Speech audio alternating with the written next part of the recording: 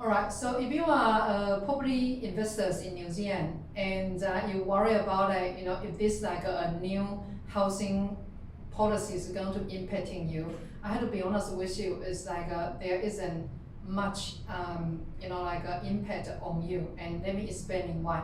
So I'm Lucia Xiao, property investment mentor and founder of finance, mortgages and insurance. Okay. So now let's look at the numbers here. So they're talking about they're going to phasing out in the next 4 years. Yeah. So from right now, obviously, the financial year is 31st of the March. 100%.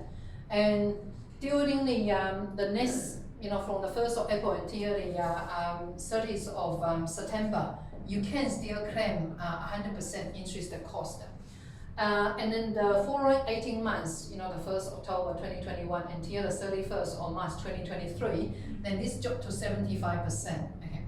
And then the following one financial year, this actually dropped to 50%. Okay. The following financial year actually dropped to 25%.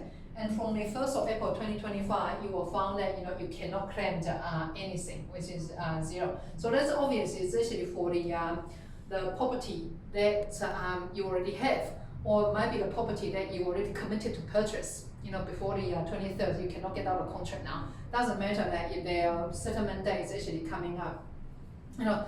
So you still actually in this, you can still able to actually phasing out those interest cost. Okay. But what's that mean to you? Because the people started worrying about, oh my God, I can't actually claim the interest as expense. People started getting concerned about it. So here's the thing.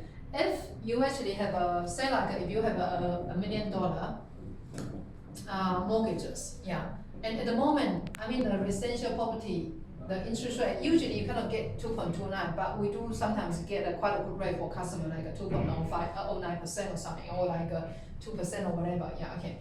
So what you can, so here your interest cost is actually 22,900, right? Okay, but say like your tax rate is 33% or like 39%. Okay, you will find that here the cost is 7,557. Here is 8,931. Okay, so that's actually a year that you are missing out, because before you can claim this, it's you can actually just, you don't need to pay this because you can claim this, yeah, okay. But that's what you're missing out. So look at like what's the percentage, like $1 million.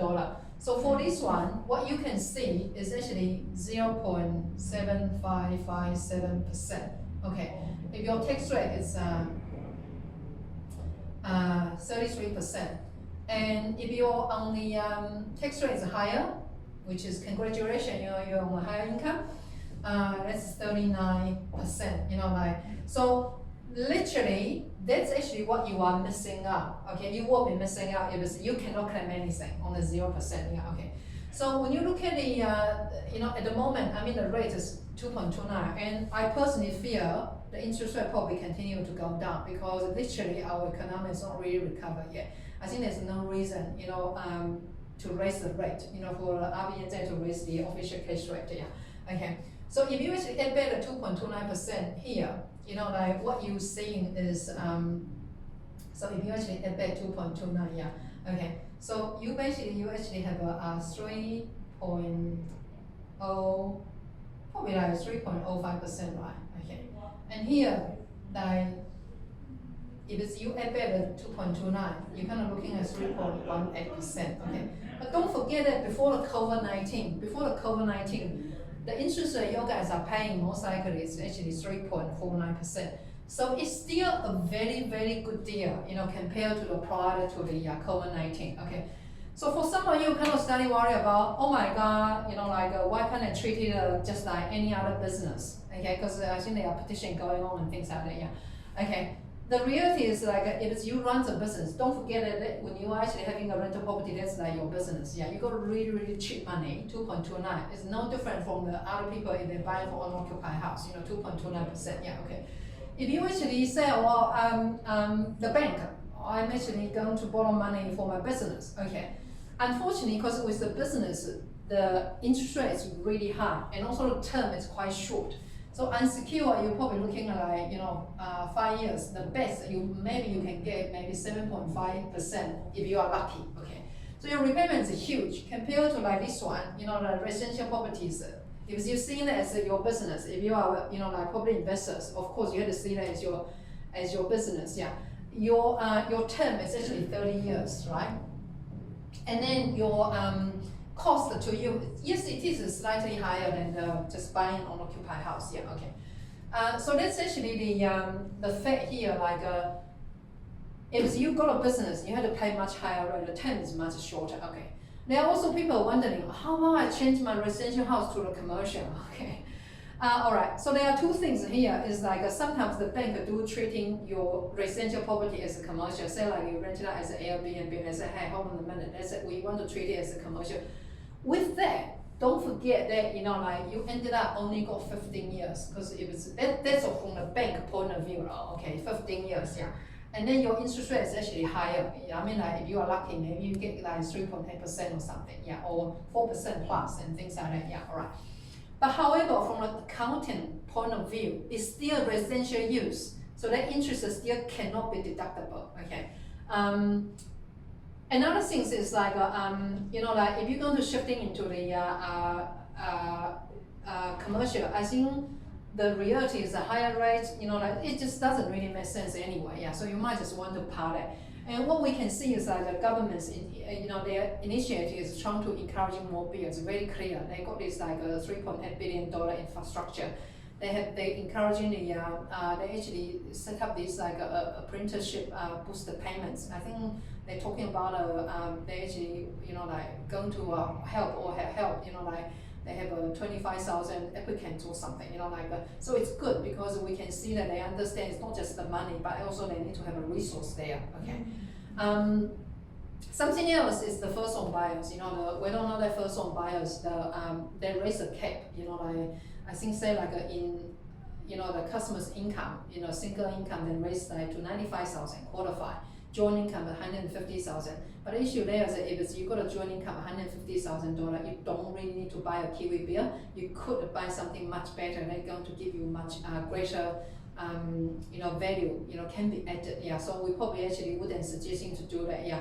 If you are interested to knowing how to buy and invest in Auckland, of course we run our one-day workshop, and next one's coming out on the 10th of April. It's a one-day workshop. We're going to teach you like how you can actually buy and invest in Auckland, and creating quite a lot of value on your property, and then helping you to actually go to the next one. So come back to the first home buyers. The home grant, no change on the home grant. I mean, still like $5,000. If you are single, $5,000 maximum.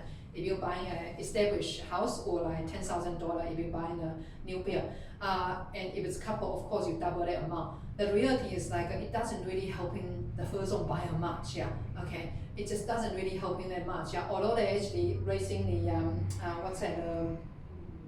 also the house price cap. Established house in Auckland is 625,000. For the new build it's 700,000, yeah. But the reality is that's probably only to help the developer to actually increasing their price, the house price anyway, yeah. So ultimately, my opinion is that if the government truly want to help the first home buyers, two things they need to do. One is education. They need to actually go out and teach the kids. They need to go out and teach the people that they can do it. I mean, unfortunately, if you log into the I think government is a website, it's settled.govt.nz. Unfortunately, when you go in there, they say, they actually say like, if you are renting, if you are, if you buy a house, yeah. So they really need to have a strong message to people that you can do it. If it's you got a job, you can do it, yeah, okay. And teaching people that how they can do it, okay. So that's education side. Okay, and then the second thing is actually the deposit. I think that's what first holding back the first home buyers is their deposit. Okay, so they got this home grant. It seems like on the face looking like, oh, it's awesome, getting this free money and things like that. Yeah, but when I look at it, it's like it doesn't really help the first home buyer much, because very often they might be working, they've been renting, and then all the money is paying to the rent, they pay the tax and everything. They don't really actually have much money left, and then we keep saying yes, you have to say yes, they do have to say, yeah. But I'm just like, my personal view is like, we got this student loan, so the government actually willing to actually lend out the money to the students, to actually go on the tertiary studies, yeah.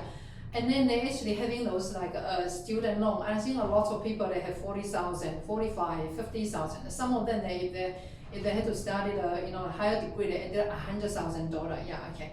And the student had to pay back those money. Okay, so that's actually I don't know why the government they cannot do like a government home loan things. Yeah, you have to imagine like if someone say like a couple and then they've been renting for 5 years, and then if they actually have an income, say like they have a joint income of 150,000, because now they qualify now. Okay, yeah. For the QE or something. Yeah, the tax that those people are paying.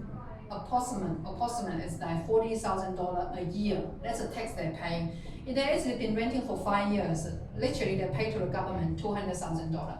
Why can't the government just actually maybe just lend it back 100 grand? Because that's actually crucial. Is their deposit? Yeah, okay. And also the government can get those money back, because obviously when those people sell, the government can say, hey, pay back us our money, okay. Or like later on the value go up in value, of course they can go back to the bank and top it up and pay back the government, because we do understand that house value does go up, unfortunately. I mean, because money devalued, because the Reserve Bank of New Zealand, every now and then they had to continue to actually printing money just to actually make the economy going, just like this time rescue us from the COVID-19. Yeah, okay. So this is my personal opinion. And for you, if you want to actually checking out more information, visit us on the luciashell.co.nz, or we do have a next event coming up on the 10th of April, how to buy or invest in Auckland. Okay, thank you.